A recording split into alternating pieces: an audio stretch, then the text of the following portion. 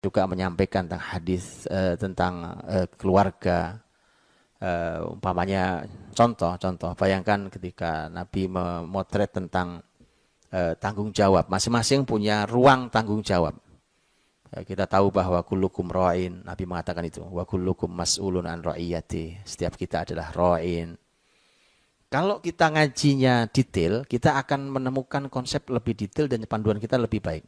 Contohnya, kata ra'in yang kita sering terjemahkan adalah setiap kita adalah pemimpin. Itu ra'in, dan tidak salah juga terjemahan pemimpin. Kullukum ra'in wa kullukum mas'ulun an ra'iyati. Setiap kalian adalah pemimpin dan setiap kalian akan ditanya tentang rakyatnya, tentang yang dipimpinnya. Itu tidak salah terjemahannya. Tapi, coba kita lihat. Ra'in di dalam bahasa Arab itu, lihat, satu, dia dari kata riayah. Riayah itu, kata riayah itu artinya mengayomi, melindungi, memberikan perhatian, kemudian dan seterusnya. Itu kata riayah. Konsep berikutnya kan Nabi mengatakan bahwa setiap laki-laki adalah ra'in pada keluarganya. Wa huwa mas'ulun an ra'iyati. Wal mar'atu ra'iyatun. Sama, perempuan juga ra'iyatun. Dia juga ra'iyat. Dia harus punya riayah. Fi baiti zawjiha, di rumah suaminya. Wa hiya mas'ulatun an ra'iyatiha. Dia juga akan ditanya di hadapan Allah SWT tentang riayahnya itu benar apa tidak. Jadi kalau kita ngaji detail, ngajinya detail sekali, kita ini perlunya kita mengaji karena kadang-kadang kita baca terjemahan, baca sendiri, namanya terjemahan itu pasti ada keterbatasan di dalam kata-kata. Terjemahannya pasti setiap kalian adalah pemimpin. Yes, itu benar. Tapi ra'in dari kata riayah itu artinya tadi, ya berarti dia harus punya sifat pengayoman. Umpamanya, perempuan adalah ra'iyatun fi baiti zawjiha. Dia adalah harus punya riayah terhadap rumah suaminya. Berarti perempuan itu harus betul-betul menjaga rumah suaminya, memperbaikinya, melayani dengan baik tentang semua urusan rumah suaminya. Itu kata ra'in saja. Kemudian juga di dalam bahasa Arab kata ra'in itu bahkan dalam lisan Rasul juga itu ternyata dipakai, umpamanya juga dipakai untuk tema penggembalaan.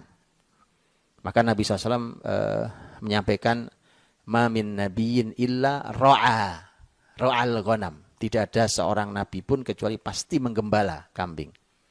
Menggembala, tanyakan pada penggembala, coba. Penggembala kambing itu bagaimana gitu. Bayangkan dia menggembala kambing, dia akan sangat perhatian, sangat peduli. Dia saking akrabnya dengan kambingnya, dia sangat tahu apa yang diperlukan kambingnya, bahkan kambingnya itu berbahasa dengan bahasa yang tidak dia pahami. Itu level pemimpin sampai kayak gitu. Jadi tahu tuh, embeknya sama, dia ngembek sama, tapi ini mengembek karena lapar dan haus, ini mengembek karena ketakutan, ini mengembek karena pengen kawin. Itu lain. Itu di telinga kita sama-sama embek. Tapi di telinga sang penggembala itu beda. Sehingga dia tahu, oh dia lagi takut, maka dia lindungi. Itu tugas tuh. Jadi kalau laki-laki adalah ra'in, penggembala di rumahnya, di keluarganya, itu dia punya tugas itu. Penggembala pasti memperhatikan tentang siapa yang mana yang sakit, dari kambingnya, kemudian apa yang harus dilakukan. Kalau umpamanya digembala pergi rame-rame, kemudian kok pulang, kemudian hilang satu atau belum datang satu, dia cari itu, dan seterusnya. Wanita juga sama, perempuan juga demikian. Ketika perempuan adalah ra'iyatun, maka dia berarti menggembala rumah suaminya. Ini bahasanya menarik nih. Jadi perempuan itu menggembala rumah suaminya.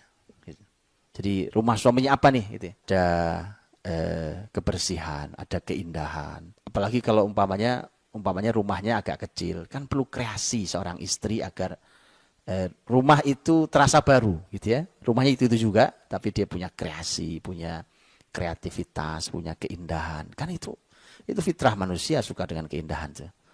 Ini contoh bahwa dia menggembala betul. Dia perhatikan mana yang tidak sehat, mana yang aromanya tidak sedap, mana itu urusan rumah. Jadi itu kalau kita dalami. Jadi kita mengaji parentingnya harus begitu caranya tuh. Baru kita dapat panduan nanti dengan baik. umpamanya ketika wal mar'atu ra'iyatun fi baiti zaujiha, lihat contohnya yang lain. Baiti zaujiha, di rumah suaminya. Baiti zaujiha kalau di dalam bahasa Arab itu namanya mudhof ilaih gitu ya. Bait itu mudhof, zauj itu mudhof ilaihnya. Dan mudhof ilaih itu punya, kalau digabung itu tuh dia punya makna macam-macam. Tapi salah satunya maknanya adalah bahwa ini milik suaminya. Rumah ini milik suaminya gitu. Ini nampaknya konsep ini, konsep menarik gitu. Konsep menarik bahwa memang rumah itu yang punya kewajiban menyediakan itu suami. Sehingga ini contoh, kalau bukan tidak boleh ya.